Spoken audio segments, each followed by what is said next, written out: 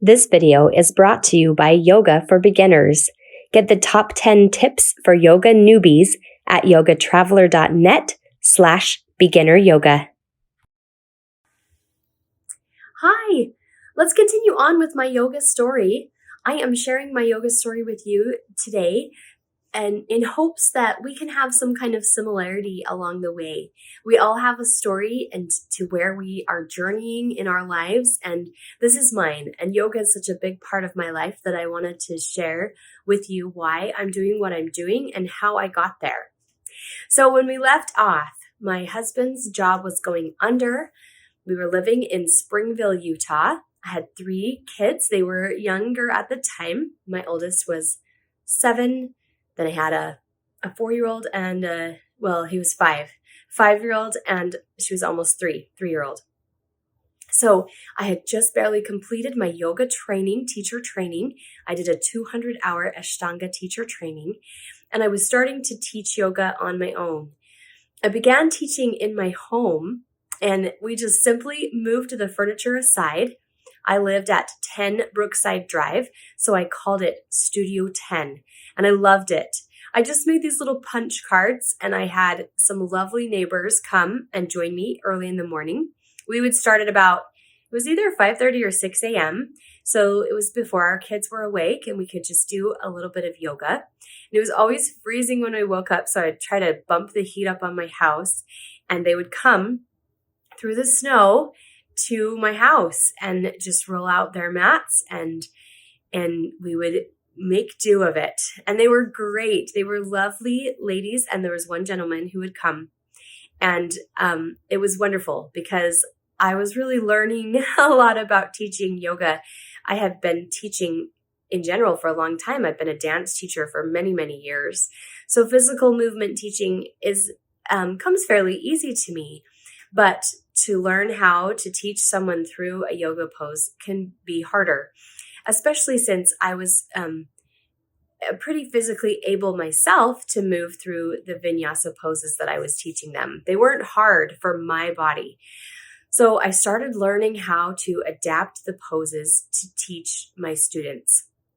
And I felt right from the beginning that yoga was for everybody, and anybody who came into my home studio space, I should be able to teach, and I should be able to influence and change with yoga.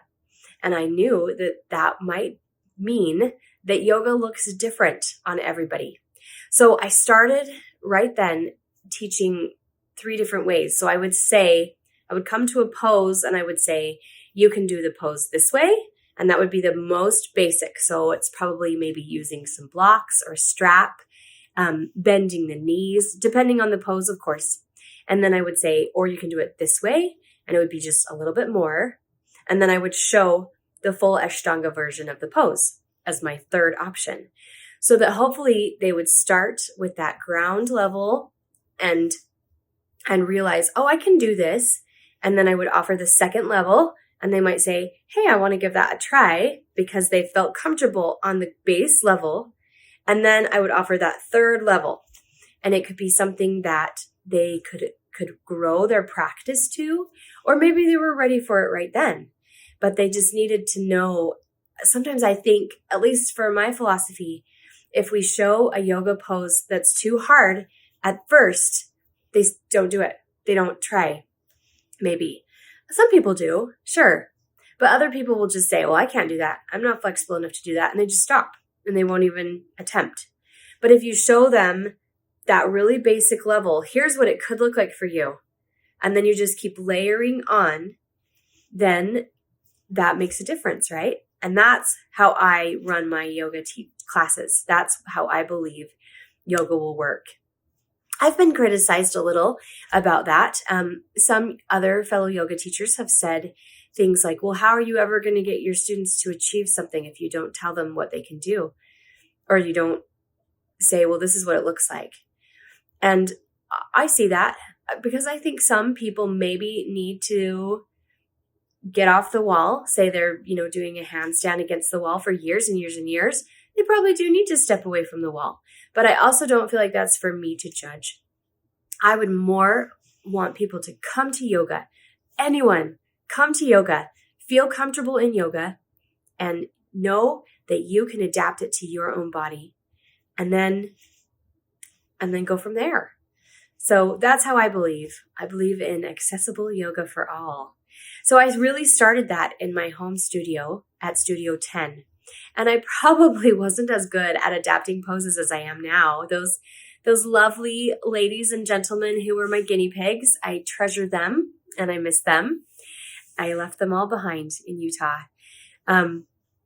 So I started also teaching in the community.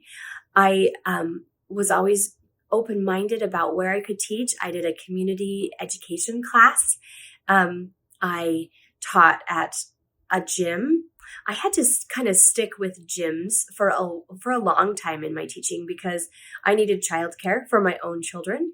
Some of my children weren't fully in school when I started teaching, so I needed someplace for them to go. So I did a lot of teaching in gyms, and about 6 months into my teaching, my husband got accepted into the Air Force. And this is where our life really started to change. It was a very welcome change for us, something that he had been working for and wanting for his career. So we were thrilled to have that change. But it did complicate things, right? He left. He went to Alabama to do officer training school, and it left me alone with the 3 kids and trying to sell the house. And it was very stressful for me because we weren't getting paid by the Air Force, and his previous job had gone bankrupt. So there was no money coming in and no health insurance, which was a concern for me with the 3 kids at home. And we basically just had my little yoga business to live off of. So it was a little stressful for a little while until we started getting paid through the Air Force. I'm not sure why there was a lag, but there was, and whatever, we made it through. So I would just, I was showing my house a lot. We were trying to sell it, so we had to keep it always clean. And with 3 little kids, that was hard. That was complicated, but I made it work. And my loyal yogis kept coming to my house early in the morning. And I had a sweet young girl who would walk down to my house and tend my sleeping children so that I could go teach at a morning gym and not leave my kids alone. So I had some great help and some great support while my husband was gone.